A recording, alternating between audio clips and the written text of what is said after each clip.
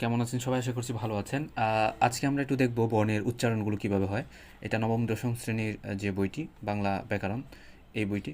তো আমি কিন্তু কোনো টিচার না, আমি নিজে একজন স্টুডেন্ট। তারপর আমি একটু চেষ্টা করব আমি কেমন বুঝি আপনাদেরকেও সেটা বোঝাতে পারি কিনা। সেটা আমারও চর্চা হয়ে যাচ্ছে আর কি, হ্যাঁ। তো বর্ণের উচ্চারণ বলতে তো স্বরবর্ণ ব্যঞ্জনবর্ণের যে উচ্চারণগুলো সেগুলোকেই বোঝায়। তো বাংলা ভাষায় ৩৭টা মূল ধ্বনি আছে, মানে ৩৭টা যে ধ্বনি আছে। আর এই ৫০টা আবার আছে মূল বর্ণ, অর্থাৎ এই ৫০টা মূল বর্ণ কিন্তু এই ৩৭টা ধ্বনির মাধ্যমে উচ্চারিত হচ্ছে, তাই না? তো ধ্বনি টনিগুলো তো আশা করি জানেন। এখন তাহলে এই ৩৭টা ধ্বনি কীভাবে ৫০টা মূল বর্ণ উচ্চারণ করায়? তো এটা হচ্ছে দেখা যায় কি, ধ্বনিগুলো মানে দিয়ে যখন শব্দ তৈরি হয়, তো পাশাপাশি বিভিন্ন বর্ণর বসানোর কারণে উচ্চারণ অনেকটা সময় বদলে যায়, হ্যাঁ।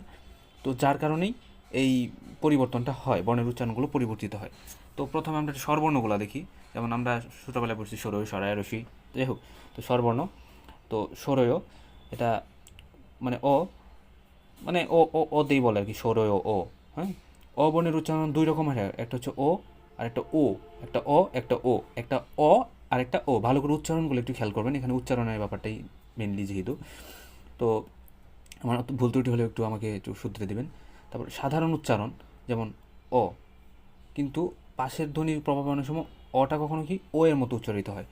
যেমন অবর্ণের স্বাভাবিক উচ্চারণগুলো যদি আমরা দেখি, অনেক, অনেক, যেমন এটা সরো, ঠিক আছে। তারপরে কথা, ক, অ, থা, অ। তারপরে অনাথ, অনাথ, এটাও ঠিক আছে। তো এবার যদি আমরা ও এর মতো যেটা উচ্চারিত হয় এটা যদি একটু দেখি, অতি, ও দেখেন, ও উচ্চারণ চলে আসতেছে না, অতি উচ্চারণ করতে গিয়ে। তারপরে অনু, ও ও ও আসতেছে, তাই না, এটা চলে আসতেছে। তারপরে কি পক্ষ, প ও খ, ও পক্ষ, পক্ষ, ও চলে আসতেছে, তাই না। তারপরে দেখেন অদ্য, যেটা অদ্য, আমরা কিন্তু অদ্য বললে হবে না, এটা অদ্য, হ্যাঁ। ও দেখেন ও এর মতো চলে আসছে। তারপরে মন, মন, ম, ও ও ন, মন, দেখছেন। তো এভাবে কিন্তু চলে আসতেছে। তো তারপরে যদি আসি সরায়া, মানে এটাও দেখা যাচ্ছে দুই রকম হয়, একটা একটা অয়জ ফলা আকার, আ একটু ভারী, তাই না। তো যেমন আকাশ, আ, আকাশ, ঠিক আছে। রাত, আত, আলো, দিয়ে চলে আসছে। তো যখন নিয়োগ এর সঙ্গে থাকে তখন যে ফলাকার এর মতো যায়। যেমন জ্ঞান, জ্ঞান, জ্ঞাত, চলে আসতেছে, তাই না।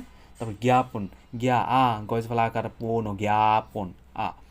তো তো এটা হচ্ছে ফার্স্ট পার্ট। সেকেন্ড পার্টে আমরা বাকিগুলো আলোচনা করব।